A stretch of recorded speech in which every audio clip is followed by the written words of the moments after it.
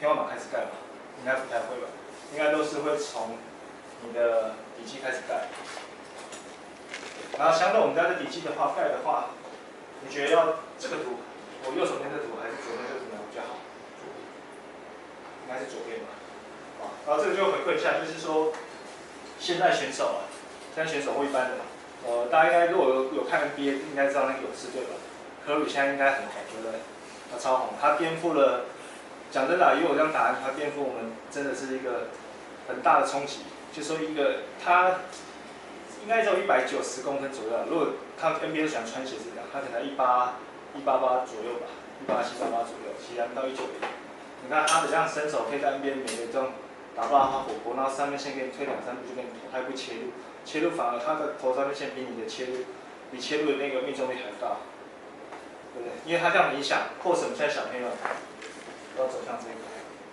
我就遇到了，就在那个校队过程中，快攻他不可以上，他给你三分线停就直接投了。如果你今天外面去打斗牛，去看，现在每个都就像跟把科里当神在拜，然后都是往他这边学。基本功他们都可以忘记了，然后他们也不跟班，就是不去练基本功。上来以前我们教练就会说什么2分最可爱 ，OK， 2分最可爱。那现在他那种好好的上哦，快攻三分线停2、3步就给你投，有的还给你投中场。真的你跟选手你要骂，真的骂到真的也不知道怎么讲，每天都骂，就受到这样的影响。然后科里其实自己又跳出来澄清了，他叫大家不要去模仿他。他在一次节目中他说大家不要去模仿他，他说他的这些的堆积都是下面的基础，一直帮他堆上去。所以很重要，所以你的这个底基你要怎么去做？再来是往上堆是上来。然后这个大家就会想说跟耐力训练有什么关联？然后耐力训练呢，我们会讲到就是基础耐力。基础耐力就讲到这边，就在你的底基有多好，会影响到你后面的专项训练。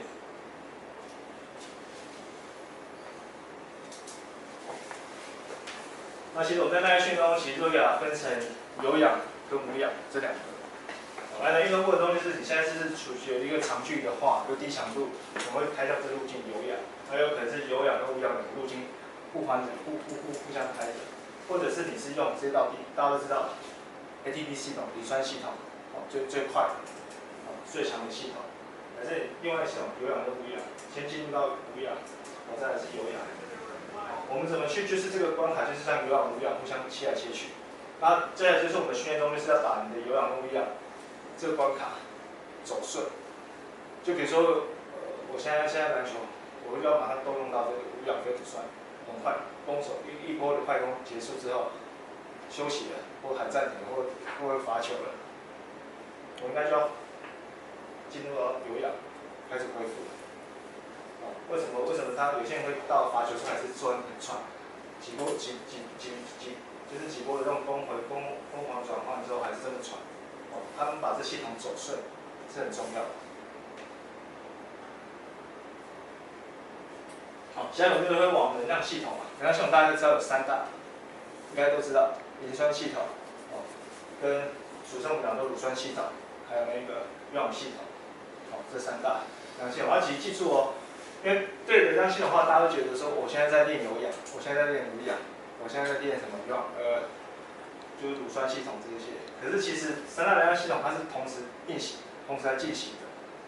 是因为你的运动的强度还有时间会决定说这个时间这个点哪个能量系统必须要被用比较多。其实可以看这边，我前面讲说磷酸系统，它大概就是在10秒内它就会结束，可是它这时候乳酸其实有在慢慢的要进来帮忙。它不会是说到这边它就才出来，它只是慢慢在这个坡度上来，然后有氧系统是要慢慢的跟着上来，它取决于你的运动强度而决定你的这个用的一个比例。然后我们在这边看到 ATP 系统，我们就想说是我们最快嘛，只要球类爆发力都要用到这个，可是它的很有限，就是你看像我们肌肉收缩的时候是需要产生 ATP 能量，然后这时候你的 CP。要去帮助 ATP 恢复，可是我们 CP 在里面的肌肉存着是有限的。那我们怎么去练这块呢？怎么去练这块？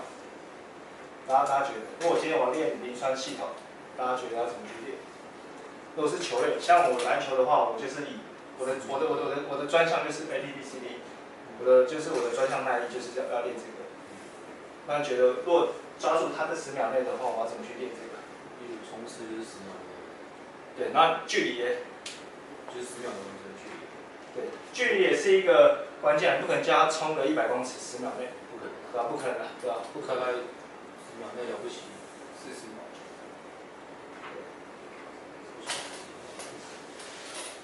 这是我讲的，等下我会再好好讲，就这个专项的耐力要怎么练。好，再来是，比如说马拉松选手这些的，他可能就是扛跳举、用扛跳举的能力要很强，对，还有他的那个无氧这个，有氧这个机制要很强。好，再来就是在无氧扛铁中，我们就有分成无氧扛铁跟有氧扛跳解嘛。然后在进到这个乳酸系统的过程中，你的葡萄糖会先被分化成丙酮酸，然后丙酮酸会因为氧的决定你的丙酮酸的一个要去哪。好，在过程中一直呈现无氧的时候，你的丙酮酸会生成出一个叫乳酸，乳酸就被刺激出来。然后这时候乳酸它需要一个东西叫 NAD， 又把它还原。那 NAD 的东西怎么在我们的身体里面含量是有限的？那我们怎么去把它刺激出来？它就是透过粒线体。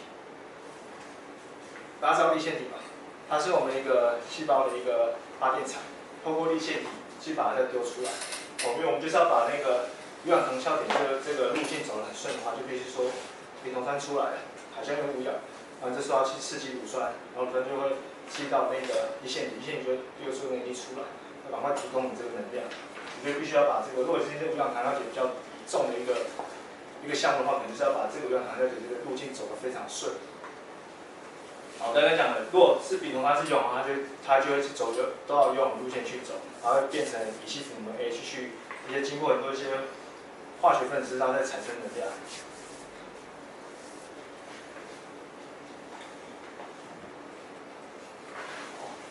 再来我们就看到这个图啊，就是有氧跟无氧，然后其实你就看它其实很错综复杂，就是怎么走啊，经过1个小时，你是脂肪还是什么这样走，这边会产生这些很复杂的一些路径啊。然后其实大家其实不用觉得放，我只要提这个新的东西，就是 MCT 这个东西，我就是现在的一些细胞的一些科学家发现啊，在无氧酶负荷中啊。高强度的无氧负荷中会产生这个 NCT1 这个东西出来。那这个是什么呢？我们往这边看。它的 NCT1 它就是一个乳酸穿梭理论。它是新发现的这个叫 NCT 的。它是大概有400多种氨基酸所组成的。然后它可以它要分成 NCT1 和 NCT4。NCT1 它主要会储存在于宏肌。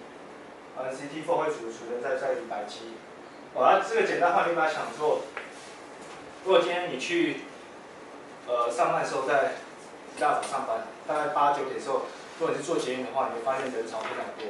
然后这时候你会发现那个捷运的车厢来的次数啊，很短暂，大概每2分钟、3分钟就会来一台，就会把人全部都载走。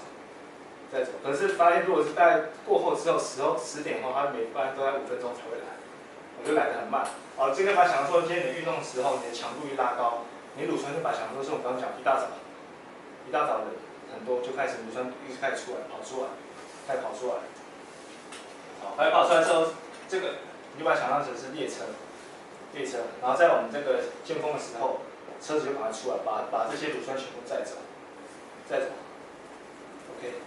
那如果相对来，我们想到，如果今天我们都没有做过这样训练，我们一般在依照这种强力进来的话，我们其实乳酸就很快就出来 ，OK， 就会出来。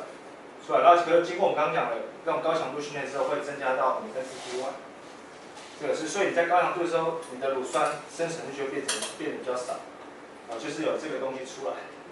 它只要政策一到，它就把那乳酸载到比较那个宏肌比较多的一个去氧化，马上把它氧化成能量给你用，所以你的乳酸生成就变少。过往我们就觉得就是说，你要做训练的话，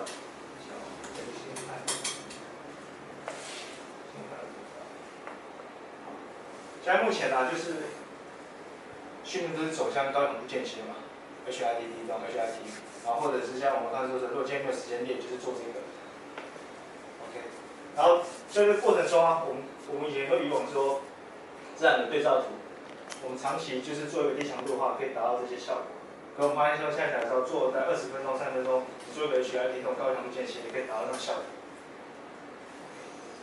然后再来是，就回到我们刚刚讲的那个 NCT 1那个图，再回到那个。不然我们会觉得以前 HIIT 就是可以做这些效果嘛，增加消耗你的卡路里，还有你的宏肌啊这些东西去进步。然后再来是，我们有发现这个最新的就是 NCT 1会被刺激出来。哦，那再是我们在看的是 NCT 4，它是存在白肌。那我刚讲了，这种 HIIT 那种耐力训练啊，对于 NCT 1它其实是没有太大的一个进步的，它会刺激的比较多。哦，如果你要让 NCT 4变强的话，其实要做一个比较高强度的一个训练，它才会被刺激出来，它才容易被刺激出来。